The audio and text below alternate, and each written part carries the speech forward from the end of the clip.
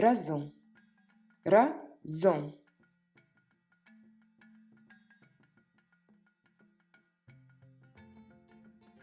Tem razão para agradecer minha mãe.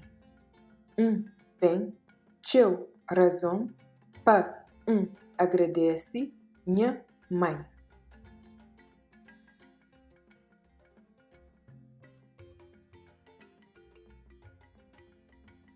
Ele tinha razão para ele ficar chateado com seu filho.